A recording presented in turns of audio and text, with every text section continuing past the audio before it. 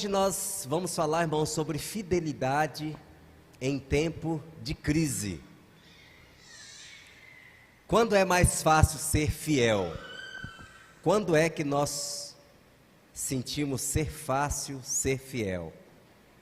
Na bonança ou na crise? O que os irmãos acham? Quando é mais difícil ser fiel? Na crise, né?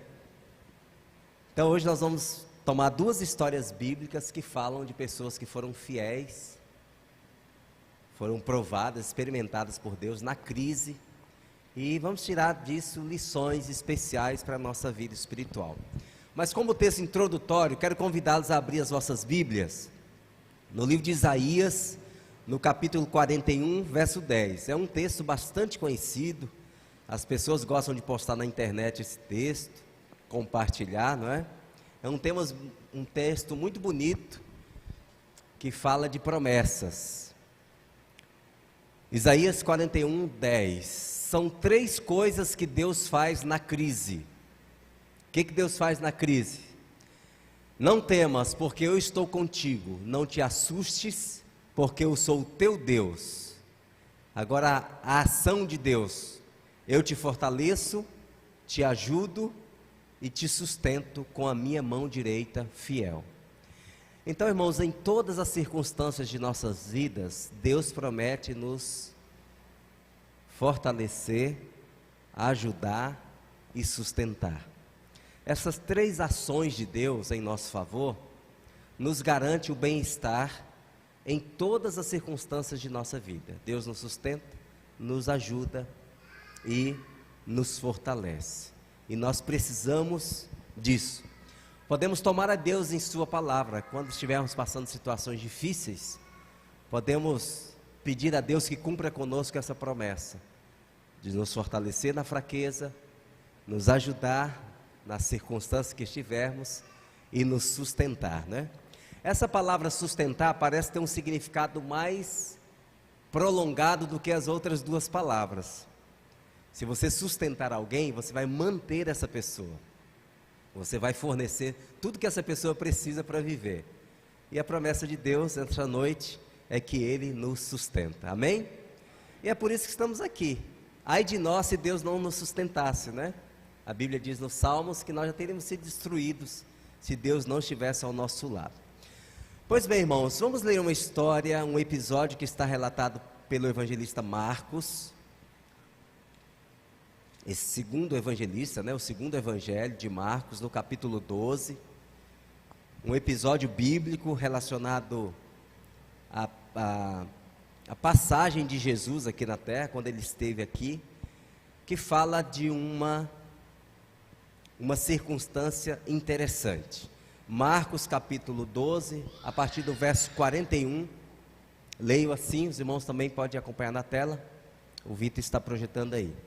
Estando Jesus assentado de frente da arca do tesouro, observava a maneira como a multidão lançava o dinheiro na arca do tesouro, e muitos ricos depositavam ali muito. Então qual é a cena? No pátio do templo tinha uma caixa parecida com essa, mais rústica, provavelmente maior, chamada gasofilácio, uma caixa para depositar ofertas. Como naquele tempo não tinha dinheiro, as ofertas eram depositadas também em espécie, trigo, cevada, às vezes trazia os animais, enfim. E ali estava o lugar de depositar as ofertas. E diz a Bíblia, diz Marcos, que Jesus assentou de frente da arca onde as pessoas depositavam oferta. E Jesus começou a observar as pessoas que colocavam oferta ali. O interessante é que o texto diz que Jesus não observava a quantidade que era depositado. O texto diz que Jesus observava como as pessoas depositavam. Não era a quantidade. Nós já sabemos que para Deus não é a quantidade que importa. Então, Marcos não diz que Jesus estava preocupado com o valor da oferta, mas ele estava preocupado, observando como as pessoas estavam depositando. Como? No sentido de que com que intenção, com qual propósito, por quê, a razão, a motivação que levava as pessoas a depositar. É isso que Jesus estava observando. E esse verso termina, diz que ao observar Jesus, percebeu que muitos ricos depositavam muito dinheiro.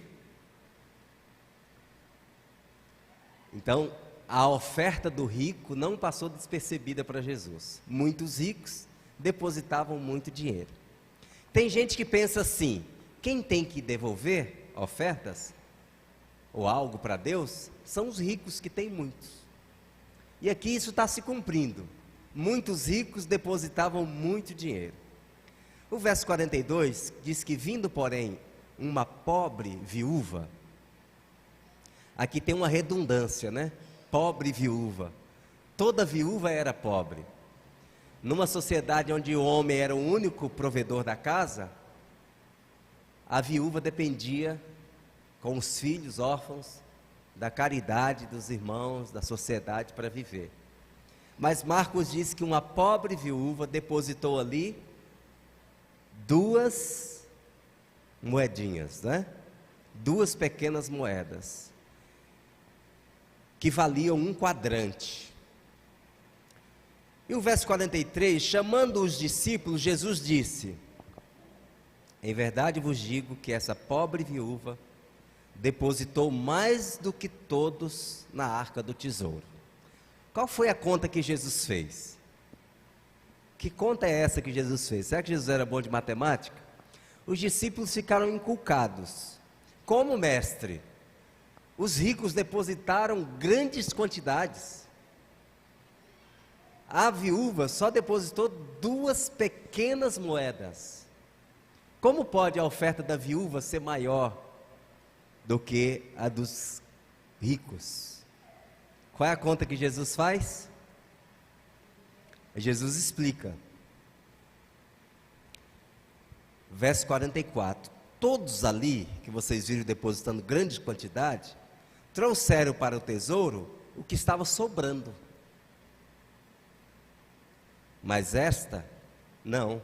Da sua pobreza, ela depositou tudo o que tinha, todo o seu sustento.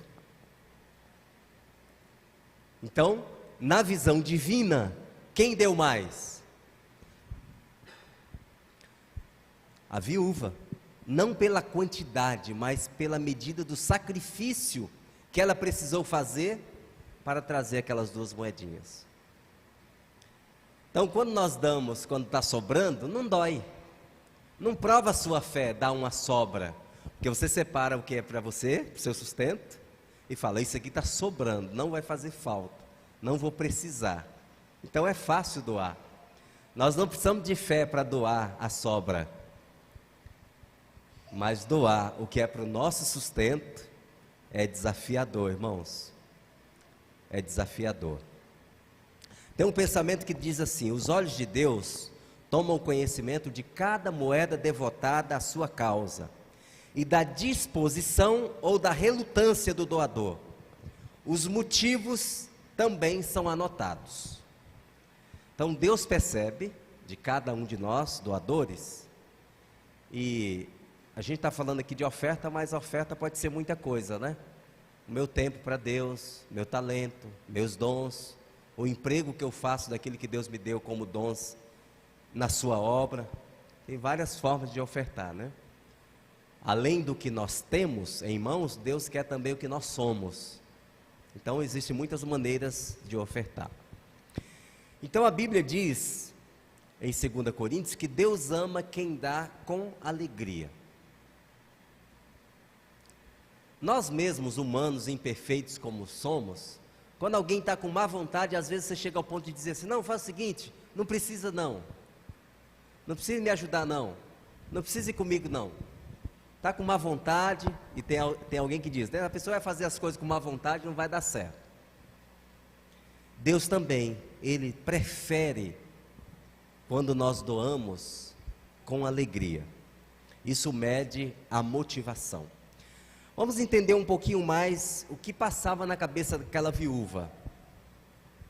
Diz o pensamento assim: ela cria que o serviço do templo era indicado por Deus, e ela estava ansiosa por fazer tudo o que lhe fosse possível para a manutenção do templo.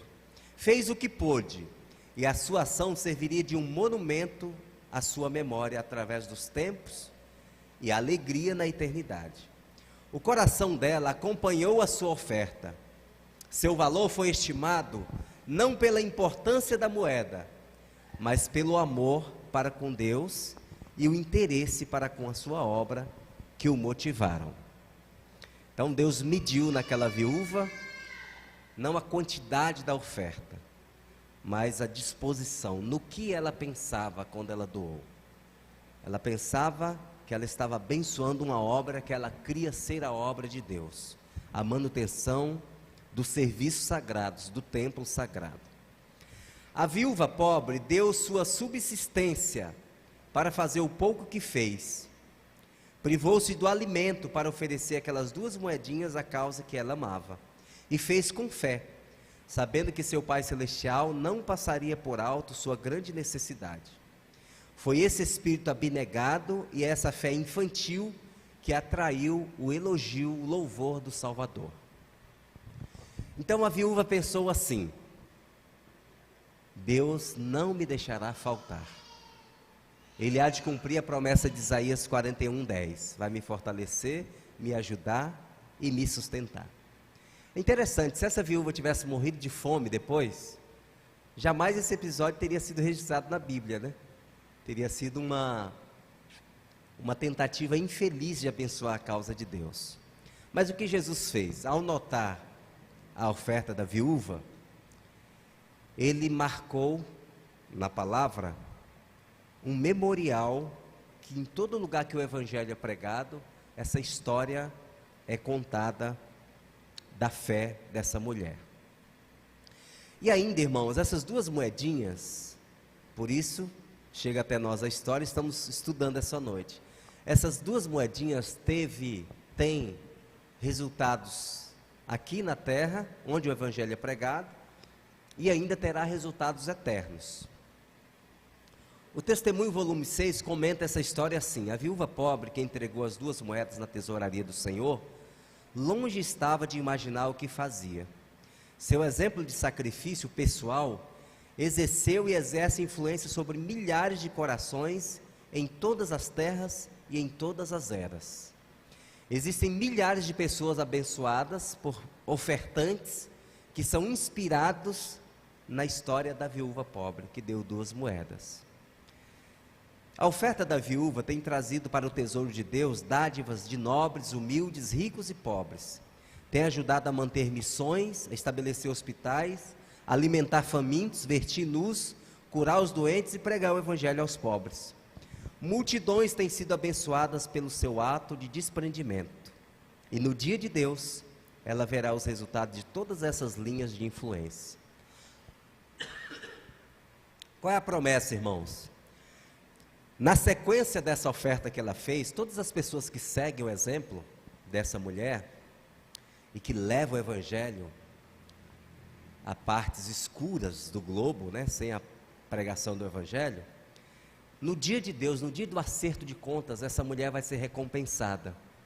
Não com 4 moedas, 10 moedas. Ela vai ser recompensada em ver que ela deu start, ela iniciou uma cadeia de circunstâncias que influenciou milhares de pessoas em todas as eras a doar para a causa de Deus e a abençoar pessoas que careciam da mão auxiliadora do evangelho.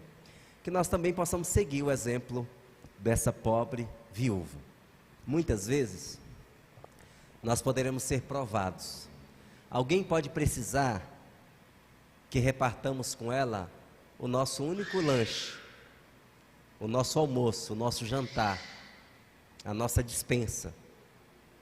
E para todos nós é uma prova quando nós estamos numa situação que temos que repartir com alguém. Mas Deus nos dará fé para fazer isso de coração aberto, confiantes em Deus. A outra história que separei para nosso estudo nessa noite está no primeiro livro de Reis, no capítulo 17,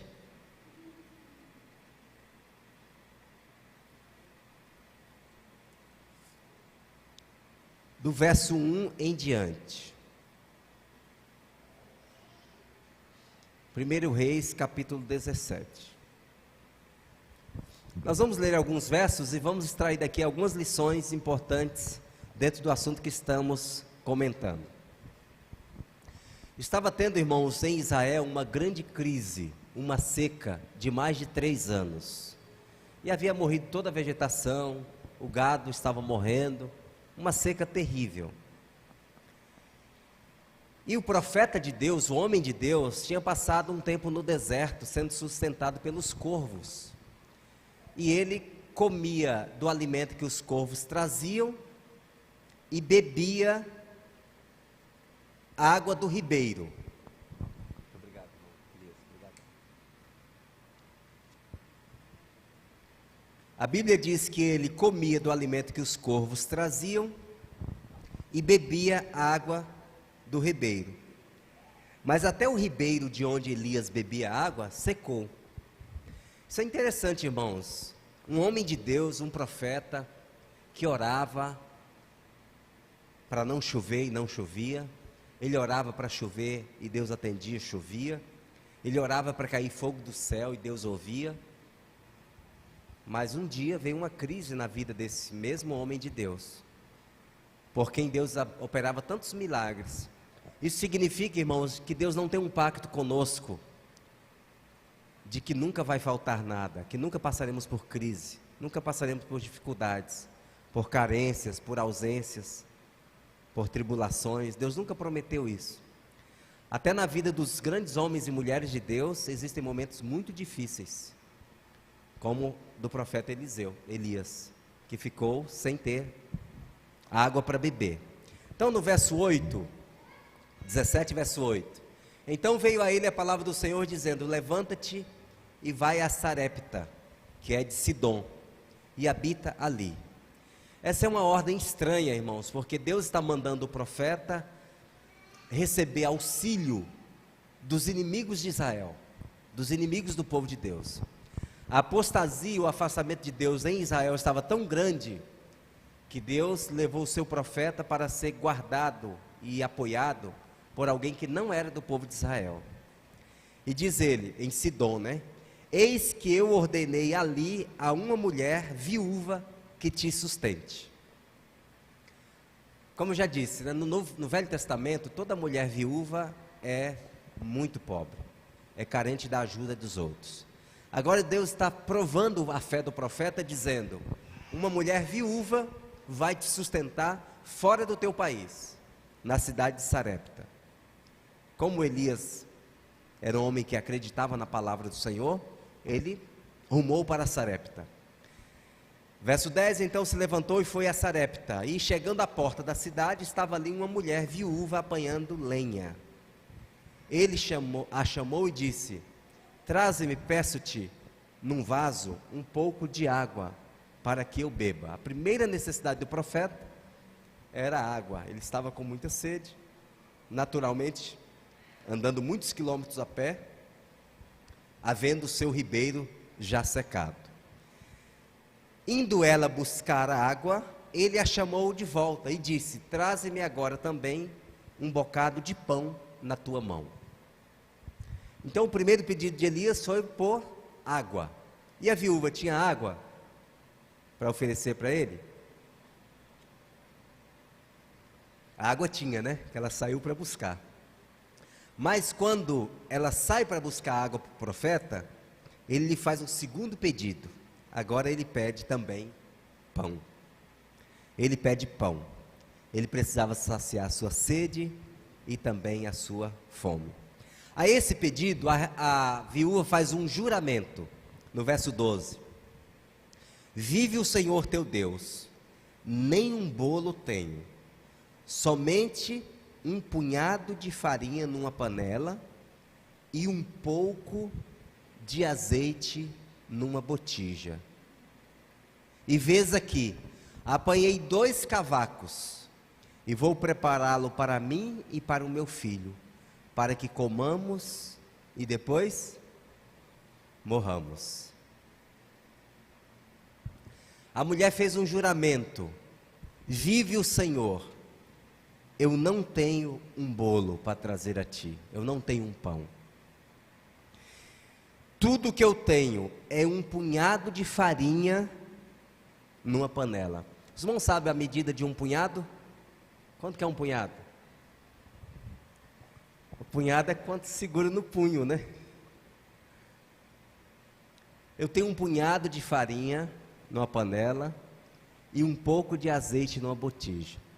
E a crise era tão ruim, irmãos, até lenha era difícil. Ela diz, eu consegui 2 cavacos, 2 gravetos para fazer o fogo.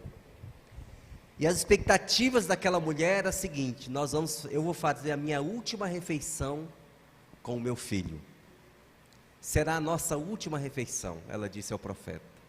Nós vamos comer e vamos morrer. Não há mais saída, não há mais alternativa. Mas olha que maravilha, essa mulher agora ela está na presença do homem de Deus, o profeta. E qual é a resposta de Eliseu? Não temas. A primeira coisa que Deus manda Elias dizer, Elias, né?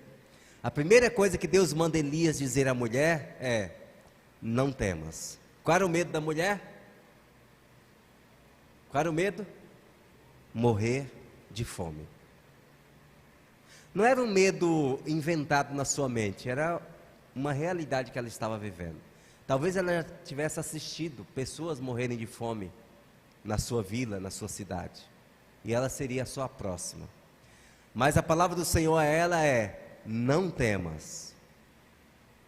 Existem, irmãos, na Bíblia, um não temas para cada dia do ano. Existe mais ou menos 365 não temas ou expressões do tipo na Bíblia. O temor abala e destrói a nossa fé. Quando nós temos medo, nós não temos Deus. Quando nós temos medo, nós nos esquecemos de Deus. O medo faz com que uma formiga se torne um gigante para nós. O medo faz com que nós duvidemos de Deus. Então a primeira expressão, a primeira palavra do profeta a ela é: não temas. E aí ele deu uma ordem para a mulher, vinda de Deus: faze conforme a tua palavra, porém, faze disso primeiro para mim um bolo pequeno e traze-me para fora. Depois farás para ti e para o teu filho. O que o profeta pediu, irmãos, a essa mulher? Pediu prioridade. Ele pediu que aquela família, aquela mulher e aquele filho que estava morrendo de fome, devia esperar, sentir o cheiro do bolo assando, ver o pão pronto, mas esperar que esse primeiro pedaço, o primeiro assado, fosse levado fora da cidade, primeiro para o profeta. Parece um pedido egoísta, não é? Primeiro para mim. Mas nós sabemos, irmãos, que aqui Elias está representando Deus. Ele é um representante de Deus. E ele fala: traze-me para mim primeiro, depois fará para ti e para o teu filho. E o verso 14, esse desafio dado a essa mulher é acompanhado de uma linda promessa. Porque assim diz o Senhor, Deus de Israel: a farinha da panela não se acabará, e o azeite da botija não faltará, até o dia em que o Senhor der chuva sobre a terra. Qual foi a promessa? Não temas, a farinha não vai acabar e o azeite não vai faltar, até que chova novamente sobre a terra. Elias está também apresentando a essa mulher o Deus de Israel. Ele diz: assim diz o Deus de Israel. Aquela mulher não era israelita, e ele está fazendo a apresentação a ela de um Deus, de uma nação diferente, o Deus de Israel, o Deus poderoso. E a promessa é: não vai faltar para você farinha na panela e nem azeite na botija. Que situação difícil, irmãos. E agora? Eu acredito na palavra desse homem, Eu pego tudo que eu tenho, a última refeição, e disponho para esse homem se alimentar, e eu? E depois? E meu filho? Quantos pensamentos passaram na cabeça dessa mulher? Que desafio era acreditar numa palavra de um estranho, que falava de um Deus estranho, poderoso, para mantê-la, para sustentá-la, até que chovesse de novo. Mas a Bíblia diz no verso 5, que ela creu, irmãos, na palavra de Elias. Ela foi e fez conforme a palavra de Elias. E qual foi o resultado? E assim crendo, assim fazendo conforme Elias disse, comeu ela, ele e a sua casa, sua família, muitos dias. Que Deus maravilhoso, que Deus fiel, que Deus poderoso, que pode saciar a fome, pode sustentar os famintos. Mas a condição, irmãos, para ela ser sustentada por muitos dias, era crer na promessa. Ela fez conforme a palavra de Elias. Ela fez conforme a palavra de Deus. E o resultado que obtemos quando nós fazemos conforme a palavra de Deus, são as promessas que Ele faz, são as bênçãos que Ele pretende derramar sobre nós. E eu termino com o verso 16, da panela a farinha não se acabou, e da botija o azeite não faltou, conforme a palavra do Senhor que falara pelo ministério de Elias. Imagine, irmãos, todas as casas têm carência de farinha, em todas as casas as botijas de azeite estão vazias, mas na casa daquela mulher de fé, quanto mais ela tirava azeite, mais tinha azeite na botija para oferecer. Quanto mais ela tirava a farinha da panela, mais farinha ela tinha para oferecer. Outra lição que aprendemos aqui é que quando Deus nos abençoa, essa bênção não fica só conosco. Diz aqui que ela comeu com a sua casa, a sua família. Aqueles que estavam ao seu redor foram abençoados por sua fé, pelas bênçãos que caiu na sua casa. E eu fico pensando, irmãos, o que teria acontecido se a mulher tivesse pensado egoisticamente? Esse homem é egoísta, ele quer ser o primeiro, ele quer ser atendido, ele quer tudo para si. Não, eu vou fazer o alimento para mim e para o meu filho, e vou deixá-lo com fome. Se ela tivesse pensado assim, o que teria acontecido? O que os irmãos acham que teria acontecido? Ela teria feito aquela refeição, comido com muito gosto, né? Ali um alimento escasso, sempre fica saboroso, e ela teria morrido de fome com o seu filho.